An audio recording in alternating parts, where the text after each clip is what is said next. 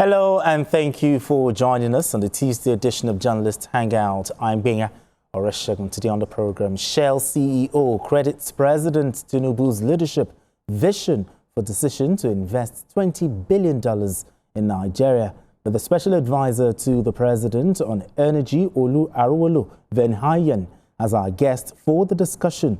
And later on the show, Ganduje Barao received Governor. I'll be hanging out with Babajide Kolade Otitoju, who is joining us via Zoom, and Majid Jamiu will be joining us from Abuja studios. Journalist Hangout starts right now.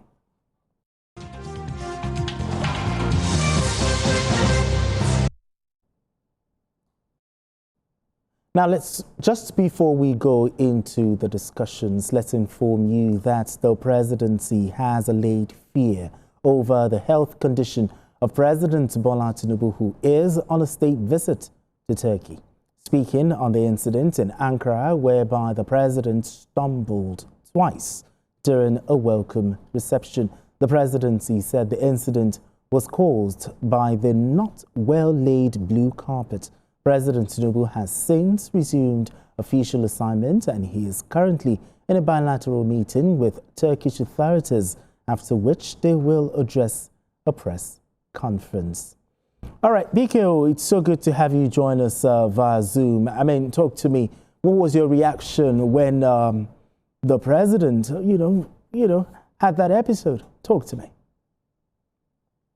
Yeah, it's 7:03 here in Nairobi, Kenya. Okay. Where I'm attending a training for media leaders.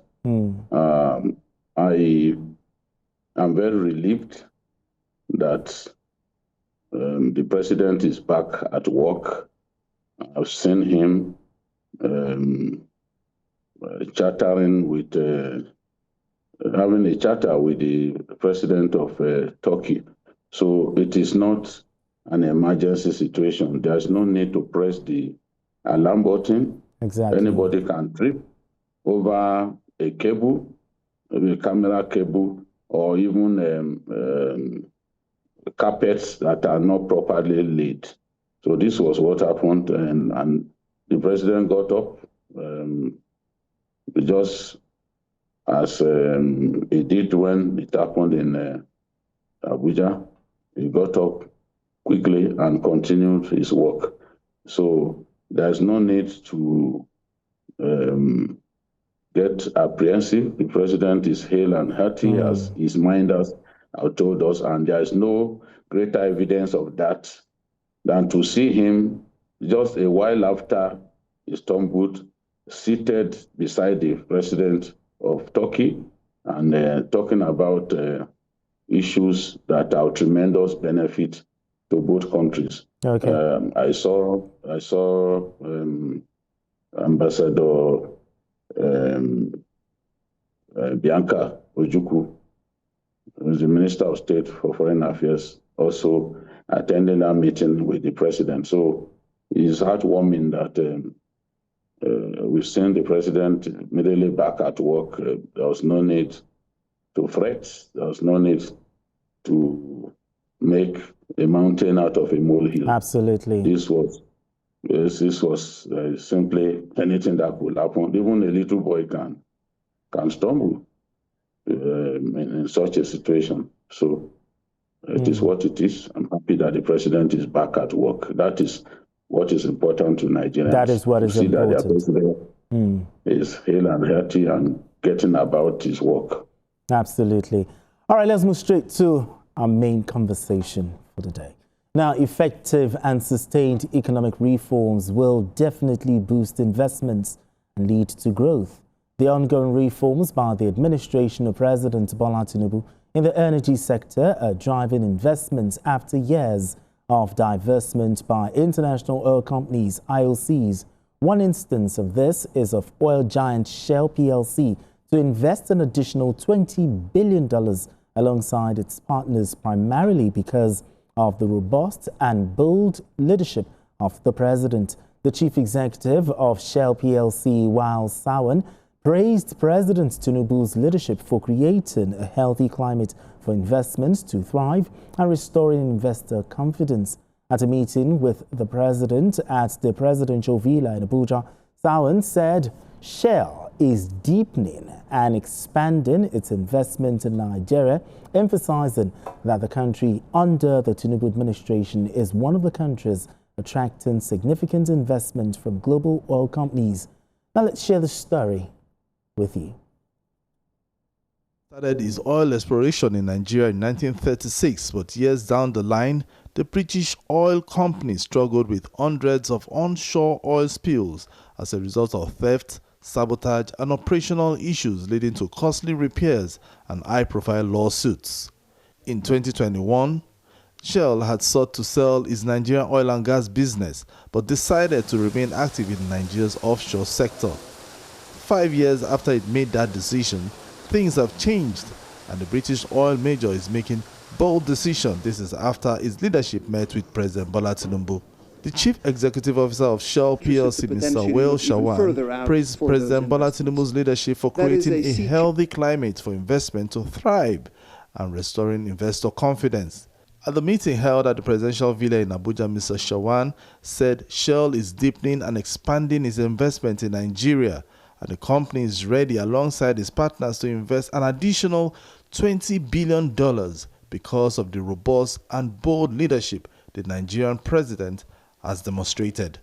Highlighting Shell's recent investments such as $5 billion in Bonga North, $2 billion in HI, and the gas project to NLLG, Mr. Shawan stated that the corporation is committed to long-term investment in the country, underscoring the stable economic environment.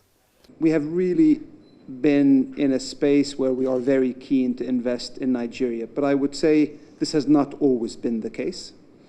Your leadership, your vision has created an investment climate over the last few years that, I will be very honest with you, has propelled us to invest, in particular also as we compare to other investments around the world. Stability in today's environment will honestly have a premium for corporates, because we are investing not for one administration or 5 or 10 years. We want to invest for 20, 30, 40 years.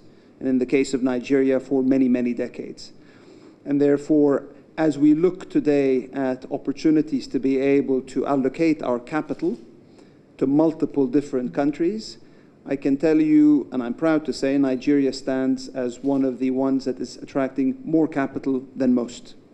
Thank you very much. President Bola Tinubu, meanwhile, has approved the gazetting of targeted investment-linked incentives to support the proposed Bonga South-West deep offshore oil project by Shell and its partners. The president also directed the special advisor to the president on energy, Mrs. Oluvehoin, to facilitate the gazette of the incentive in line with Nigeria's existing legal and fiscal frameworks. Today, I can proudly say that confidence is returning to our investment environment. Hearing from you now, I could guarantee you that when I assume the responsibility of this office, the pledge I made to people of the country and my background is to ensure transparency. And that's what I'm doing. I like what Shell has done and your partnership with Pursue and all of that. There's no better time to do it than now. And I want to assure you that what we promise is what we will deliver. President Tinubu hopes that Bonga Southwest reaches a final investment decision within his first term in office.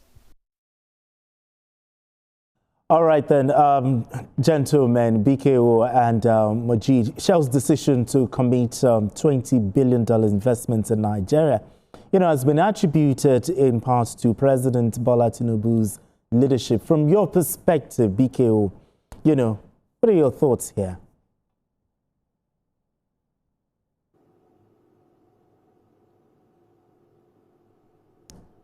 BKO, try and unmute. Okay, so we can hear you. BKO, are you with us? BKO, please go ahead.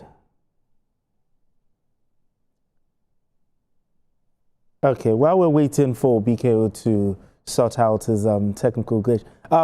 Majid, Jami, are you with us, Majid? Benga, how are you doing? Yes, very well. Did you get my question? Yes, I get your question. All right, let me have your perspective. Yes.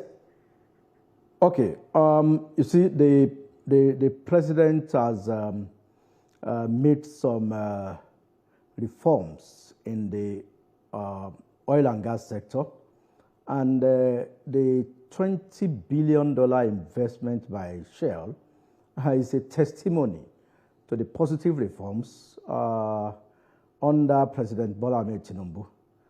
And I think Nigerians are lucky to have a president who have a deep understanding of the oil and gas sector. Don't forget that he started as an accountant and an auditor in Mobile, Nigeria. So he understands the oil and gas sector inside out, and now is one of the best politicians out of Africa, not only Nigeria. So he's been able to match his experience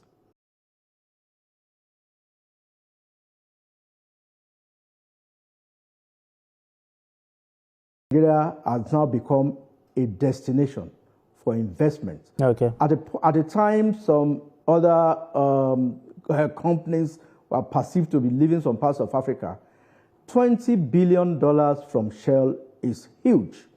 And I mean, that's equivalent to what Dangote Refinery is invested in the refinery sector. So this is a huge one, and I believe that the special advisor on energy will be able to tell us how they were able to convince Shell to make this happen. Okay, then. Yeah. All right, let me have BKO's perspective here. BKO, are you with us now? Now, the Shell CEO talked about a very good investment climate. What has the president done? They inherited all kinds of indebtedness and liabilities, and he prioritized paying those creditors. We were indebted to foreign airlines and to all kinds of people. The president prioritized paying those people because nobody wants to invest in an economy where he cannot get out the money that he has made. It will make no sense to invest somewhere and then you can't repatriate your funds. So the airlines and other investors were not happy with Nigeria. So government prioritized paying these people. And today, many investors are happy to come into Nigeria. Foreign direct investment will pick up tremendously in the coming months and years because of some of the things that the government has done. The stability in the foreign exchange market is one big factor because they can now plan. Investors can plan. Big corporations, big companies can plan because they know that we have achieved stability in that sector. Without stability, people cannot plan. Sure. And it is a big disincentive to investment. So, and of course, the president's diplomatic shuttles here and there have also helped to put Nigeria on that global map. It has helped us to get investors to realize that we are a good destination. We've become competitive again. It has not been easy going out to all those countries, but the president has achieved a lot. Everywhere he's been to, promises of investment have been made. Look at, for a long time, that sector, investors were not coming into the oil sector. Yes. Some of the investors are now coming back. Look at Petrobras, one of the biggest oil companies in the world. When the president visited Brazil, Petrobras promised to invest in Nigeria. So, and then we have this investment from Shell. Even the Shell CEO said this will be one of the biggest energy projects in the world. It is significant. Nigerians should be happy that this is happening. And to So those who say, oh, this man is not achieving anything, is a failure, in the fullness of time, they are going to eat their words because we are now seeing changes happening in our economy, and it's really going to be impactful. Jobs will be created, our currency will become stronger the more these investments come in, especially in the oil sector. Exactly. So, the CEO of Shell said, we have really been in a place where we are very keen to invest in Nigeria. But I will say this has not always been the case. Your leadership and your vision have created an investment climate over the last few years that I will be very honest with you, prepared us to invest. This is coming from the CEO of a company that are taking the decision to divest from our country. So it's good news, and I believe that things will continue to get better. Absolutely. The more companies come in to invest in our country, the more wealth will be created, the stronger our currency will become. Just ask yourself, what if MTN was not in our country? At the jobs that they have created. That's true. Look at the jobs MTN has created. Look at its contribution even to our GDP. So I'm very happy that these things are happening, and the president really deserves his flowers because he has worked very hard, going from country to country, trying to sell Nigeria. I think the result, we are beginning to see the result of stability in our economic space. All right, then.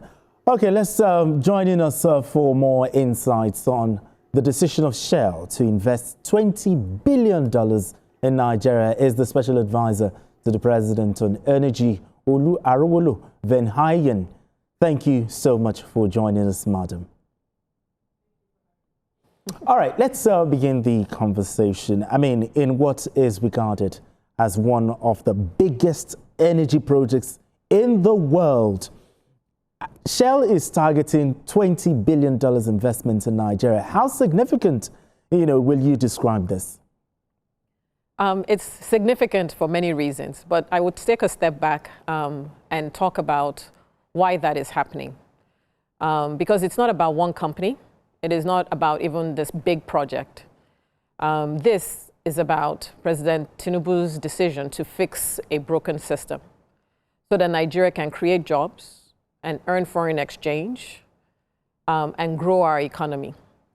So when you now drill that down, and that's a series of decisions that have happened, a series of reforms, from the exchange rate reforms to the downstream reforms to remove the petroleum subsidy, and then to the upstream reforms that delivered presidential directives that have now been codified in law, that made sure that this was an environment in which people like Wael Sawan would review and change their minds in a space of 12 months.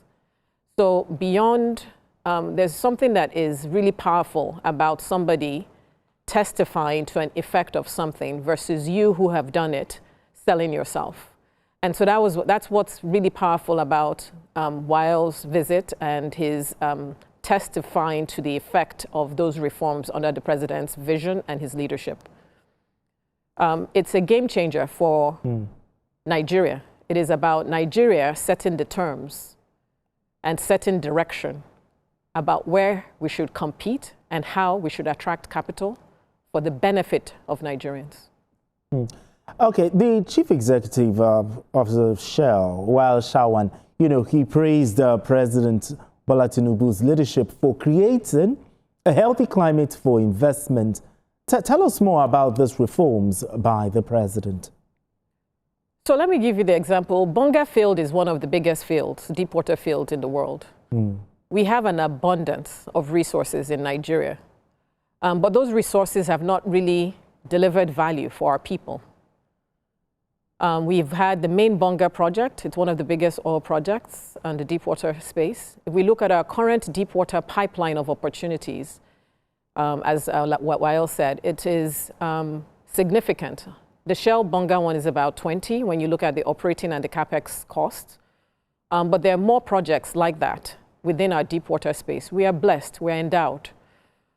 The main difference under President Bola Ahmed Tinubu's leadership has been to say, how do we close the gap between these resources and where we are and our potential as a nation. How do we turn these resources into real value for our people, where investments will start to flow? And so what we looked at, and he, in his typical approach and the leadership style that he has, it was very data-driven. What we looked at was what had happened over the last 10 years. Where did capital go? Why did capital start coming here? Because there were different narratives and different reasons that people gave as to why we weren't attracting capital. But when it came down to it, it was just that we were not a competitive environment anymore. Many other places had discovered oil, and they were offering attractive terms. That is the difference between what government keeps and what the investors earn. Other governments knew that they needed to compete, and we had missed that boat. So we needed to redo that.